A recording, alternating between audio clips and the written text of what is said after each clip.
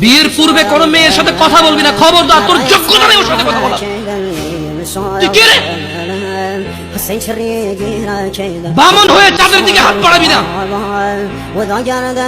আমার বোনরা চাঁদ। ওয়াল্লাহি যেদিন ইসলামী শাসন আসবে, যেদিন ইমাম মেহেদী আসবে, যেদিন ঈসা আলাইহিস সালাম আবার আসবে, ওনার বন্ধের উপর যারা হাত দেবে উনি হাত কেটে ফেলবে। বামন হয়ে চাঁদের দিকে হাত বাড়াবি।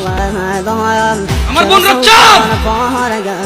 ইসলাম মেয়েদেরকে চাঁদ বলেছে আর তোকে বামন বলেছে। বেটা তুই বেটা ছেঁড়া খাতা শুয়ে লাখ টাকা স্বপ্ন দেখিস, বিয়ের আগে মেয়ের হাত দিস। সাহস কত তোর, সাহস কত?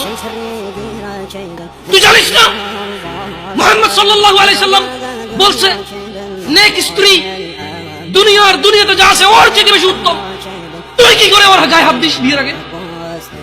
তোর সেই যোগ্যতা আছে? বল। তোকে আল্লাহ জাহান্নামে ফেলবে, তোকে আল্লাহ জ্বলন্ত আগুন নিক্ষিপ্ত করবে, তোর শরীর পচবে, তোর শরীরের গন্ধে জাহান্নামীরা থাকতে পারবে না। তোকে এত নিকৃষ্ট।